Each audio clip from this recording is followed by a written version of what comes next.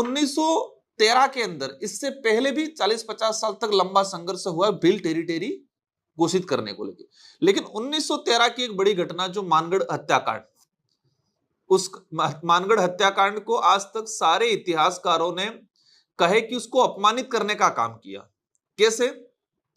मानगढ़ हत्याकांड को इतिहास में कैसे जाना जाता है कि दूसरा जलियांवाला हत्याकांड, क्या कहा जाता है? दूसरा जलियांवाला हत्याकांड।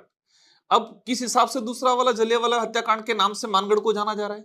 मानगढ़ हत्याकांड पहले हुआ 1913 में, जलियांवाला बाग कांड बाद में हुआ।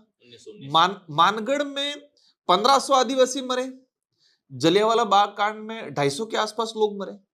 तो किस हिसाब से इतिहासकारों ने मानगढ़ को अपमानित करने का काम किया? और कहा गया, मानगढ़ का परिचय क्या जाना गया कि दूसरा जलियांवाला हत्याकांड, सुप्रीमेसी जलियांवाला बाग की रखी। ये जलियांवाला बाग में भी गलत हुआ, वहां पर भी शहीद हुए स्वतंत्रता के लिए, लेकिन उसको तुलना किससे की गई कि दूसरा। भाई अगर सन की बात करें तो पहले मानगढ़ हुआ, फिर जलियांवाला बाग हुआ। शहादत की बात करें तो वहां 1500 आदिवासी मरे, यहाँ 250-300 व्यक्ति शहीद हुए। तो किस हिसाब से? तो एक ये कि मानगढ़ को और आदिवासी शहादत को हमेशा इतिहासकारों ने अपमानित करने का काम किया। उस मानगढ़ का जो कांड हुआ, उस कांड में अंग्रेजी और तात्कालीन जो राजा रजवाड़ों की सेना थी, उन्होंने बिलों से वार्ता नहीं की। वार्ता की तो ट्रांसलेटर का कोई बीच में जो मीडिएटर था, उसने दोनों तरफ मिसगाइड किया और गोलीबारी हुआ। 1500 आदिवासी एक ही दिन में, मतलब कहा जाता है कि 3-4 घंटों के अंदर 1500 आदिवासी एक ही पहाड़ी पे 1500 लोगों का खून बहा।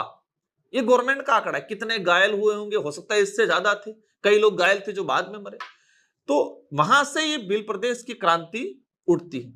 तो जब अंग्रेजों ने गोविंद गुरु महाराज को गिरफ्तार करके, जब बड़ौदा उस समय कोर्ट हुआ करता था, तो वहां लेके गए, तो उस कोर्ट में पेश किया, तो जज ने पूछा किस व्यक्ति ने जुल्म क्या किया है।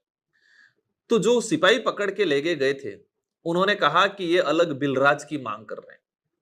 मतलब अलग बिलराज, अलग बिल प्रदेश की मांग।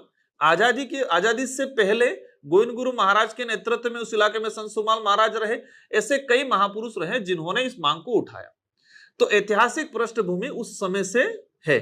अगर इस बात को तात्कालीन जो आजादी के बाद जो पॉलिटिकल लीडर रहे थे, अगर मानगढ़ को सम्मान देना चाहते थे, आदिवासी की स्वायत्तता, आदिवासी की कल्चर, आदिवासी का स्वाभिमान की अगर उनकी थोड़ी अंदर भी भावना होती, तो उस समय ही बिल प्रदेश बनना चाहिए था।